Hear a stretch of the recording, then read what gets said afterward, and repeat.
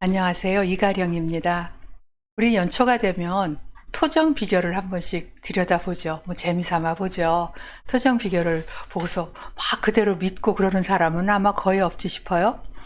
그래도 토정 비결에 좋은 말이 나오면 기분이 좋아요. 예를 들어 뭐 동력에 귀인이 나타나 고목나무에 꽃이 핀다. 이런 식으로 괴가 나오면 굉장히 좋아요. 반면에 안 좋게 나오면 섭섭해지죠. 토정 비결에 관련된 옛날 얘기를 하나 해보면, 토정 비결은 토정 이지함 선생님이 쓰신 글이잖아요. 그 비결이잖아요. 이지함 선생님은 그 주역에 굉장히 능통하신 분이셨대요. 그래서 자기 딸의 사주를 봤더니 이 아이가 부자로 살면 단명할 팔자로 나오는 거예요. 그러니까 가난하게 살아야 그 명주를 이어갈 수 있는 걸로 나온 거죠. 걱정이 되잖아요. 그래서 그 딸을 거지한테로 시집을 보냈대요. 거지한테 시집을 보냈는데 이 딸이 너무나 가난하게 사니까 아버지 된 마음으로 조금 안 좋잖아요. 안 되겠다 싶어서 점이라도 쳐서 먹고 살아라 해서 이제 비결을 하나 지어줘서 딸한테 주셨다는 거예요. 그런데 너무나 이 점이 잘 맞는 거예요. 그래서 딸이 다시 부자가 되게 생겼어요. 그래서 아버지가 다시 걱정이 돼서 아유 이러면 안 되겠다 싶어서 원래 갖고 갔던 토정 비결을 없애고 다시 또 써서 줬대요. 그래서 원래 갖고 갔던 토정 비결은 정말 보는 대로 딱딱 다 잘 들어맞는 토정 비결이었고, 두 번째 써서 준 그 토정 비결은 맞기도 하고 틀리기도 하고 그런 것을 써서 줬다죠. 그래서 오늘날 우리가 보는 토정 비결은 맞기도 하고 틀리기도 하고 그런 것이 전해 내려온다고 하는 이야기예요.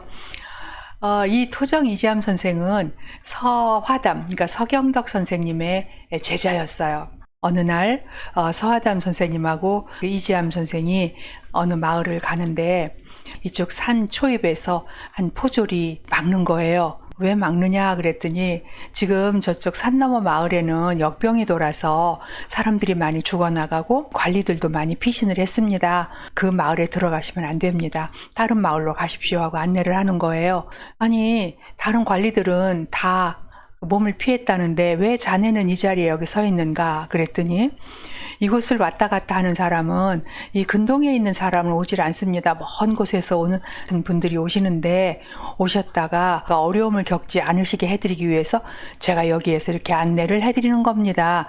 이렇게 이야기를 하는 거예요. 굉장히 고마웠잖아요. 고맙다라고 인사를 하고 길을 가다가 이지함 선생이 서경덕 선생한테 물었어요. 저 친구 사주를 좀 봐줄까요? 그랬더니 서경덕 선생이 하시는 말씀, 두어라 저런 친구들은 사주도 비껴간다, 운명도 비껴간다, 이렇게 이야기를 하셨다는 거죠. 사주는 연주, 그 다음에 월주, 일주, 시주 이렇게 네 기둥에 있는 데다가 글자가 두 개씩 붙어 있어서 팔자가 들어가서 사주팔자 그러잖아요. 근데 이제 사주팔자를 보면 자기가 태어난 그 시절 에너지, 태어난 시절의 에너지를 보는 거죠. 그 시절에 내가 어떤 에너지를 많이 받아 안고 태어났구나 이렇게 보는 거죠. 그 다음에 두 번째는 오늘날 2020년 혹은 2021년 이런 우리가 살아가는 현재하고 어떻게 조화를 이루는가 이걸 또 따져보는 게 보통 우리가 대운, 세운이라고 하는 것이 바로 그런 것들이잖아요. 그런데 이 두 가지, 내가 태어난 시절 에너지 또 살아가는 시절 에너지를 가지고 사주를 살펴본다 그러면 어찌 생각하면 이건 다 정해진 이야기잖아요. 정해진 대로 살아야 된다면 내가 열심히 살 필요도 없네 이런 생각이 들 수도 있어요. 그래서 마지막 세 번째, 자기 내면 에너지가 무엇인가를 또 하나 살펴보는 게 세 번째 에너지래요. 저는 처음에 제 사주를 보고 깜짝 놀랐어요. 이게 제 사주인데요. 보통 이제 목화, 토, 금, 수, 오행이 전부 잘 이렇게 들어가 있는 사주를 일단 조화롭게 된 사주다 이렇게 말씀하시잖아요. 근데 제 사주는 보면 화가 4개, 금이 4개예요. 그러니까 불하고 금만 있는 사주죠. 굉장히 치우친 사주예요. 그러니까 사주의 그 조화로만 보면 썩 좋은 사주는 아닌 거죠. 처음에 보고 너무 깜짝 놀랐어요. 내 사주가 이렇게 나쁜가 이런 생각을 했어요. 그런데 살아온 걸 보면 뭐 그렇게 나쁜 것 같지는 않았어요. 그래서 그럼 사주가 그렇게 나쁜 건 아닌가 보다라고 생각을 하다가 화가 4개나 되니까 성질이 얼마나 급하겠어요. 그래서 제가 왜 이렇게 조급증을 내는지를 제가 알게 됐어요. 저는 정말 성질이 급해서 어려움을 겪은 적이 한두 가지가 아니에요. 계약도 뭘 좀 기다리고 밀고 당기고 밀당을 좀 해야 되는데 그런 걸 못하는 거예요. 이걸 막 빨리 지금 하고 싶어서 뭔가 생각나면 지금 막 빨리 해야 돼. 그래서 이건 안 되겠구나. 그 후부터는 조금 이제 한 템포 늦춰가려고 노력을 하죠.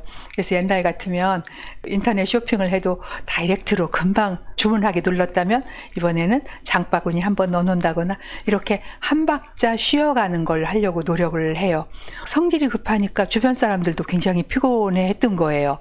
그 사람이 통화 중이면 지금 기다려야 되잖아요. 이런 기다리는 걸 너무 못하는 거예요. 그래서 또 전화하고 또 전화하고 그러니까 주변 사람들이 얼마나 피곤했을까요? 전화 한번 하고 싶어도 참는 거예요. 또 무엇인가 한번 저지르고 싶어도 참는 거예요. 그래서 요즘은 옛날처럼 그렇게 실수가 많아지는 것은 줄일 수가 있었습니다. 이게 바로 자기 사주대로 그대로 살지 않는 비결이 아닐까 그런 생각이 들어요. 그래서 사람들은 사주대로 사는 사람이 80%, 사주가 잘 안 맞는 사람이 20% 정도 된대요. 사주가 안 맞는다는 것은 나쁜 뜻이 아니라 자기의 사주에 부족한 점을 좀 보완해서 사는 것이라고 이렇게 말씀드릴 수 있겠죠. 물론 언제 돈 버나 집 이사하는 거 언제 하면 좋을까 이런 거 저도 궁금해요. 그런 거 아는 것도 중요하겠죠. 그렇지만 넘치는 에너지는 무엇인가? 그래서 그걸 좀 빼주고 나한테 부족한 에너지는 뭘까? 그래서 그것을 좀 가져오려고 노력을 해서 조화롭게 세상을 살아가는데 도움을 얻고자 하는 것이 자기 사주를 살피는 일이 아닐까 그런 생각이 들어요.